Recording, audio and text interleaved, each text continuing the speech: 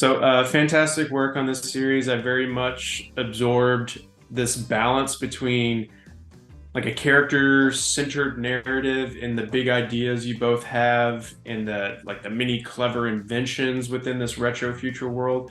So I got to begin with some of the inventions here. I feel like people are lucky to just have one great idea, but here you have to lay out an entire lived-in world that normalizes all these exciting ideas. So how the hell did you do that and not get completely sucked into that side of the story over character? Well, when you put it like that, it sounds really difficult. But, it takes a village. One thing that a lot of people think about these inventions is they actually have really great names that don't actually make it in the show, like the Prime Roaster, the Perman Roll Mobility Scooter, all these like really great things. And sometimes those names were all we would need to come up with. We had something in our mind, but we also had brilliant props collaborators and art department people who would say, "Oh, that's what a nacho pole looks like." Okay, or like,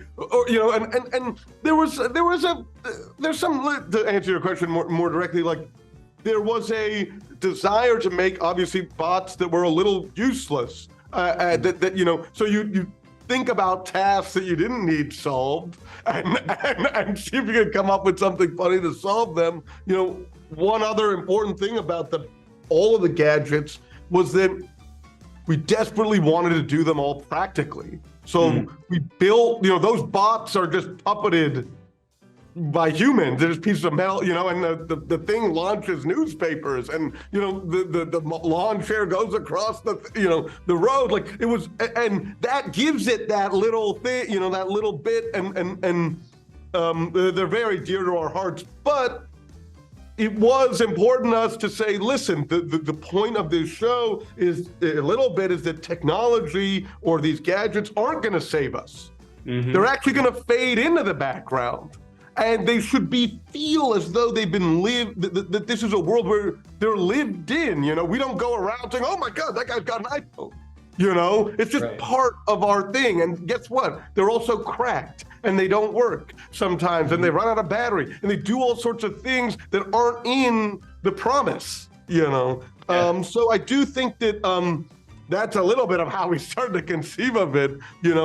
Cumulatively, it always gets a little crazy because you're right. After 10 episodes, but we're just going one gadget at a time out here.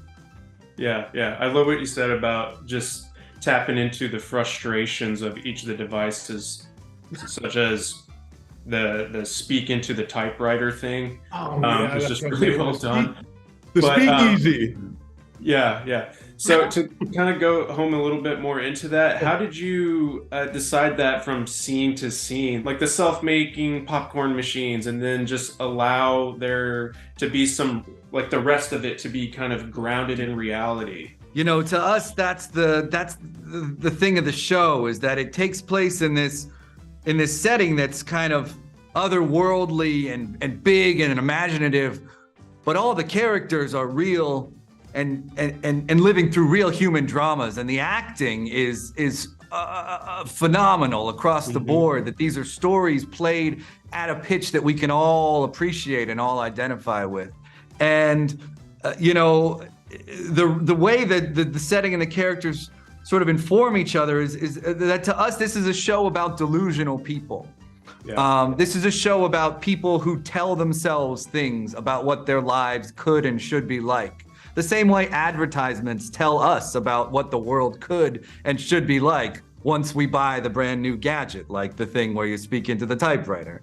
And the show is about that distance between the sales pitch and the lived reality. It's about what happens when we try to live up to or deliver on the promises that we tell ourselves or that we tell each other. And how can it both inspire us and how can it be dangerous and terrifying? And you get all of that, hopefully, in the first season.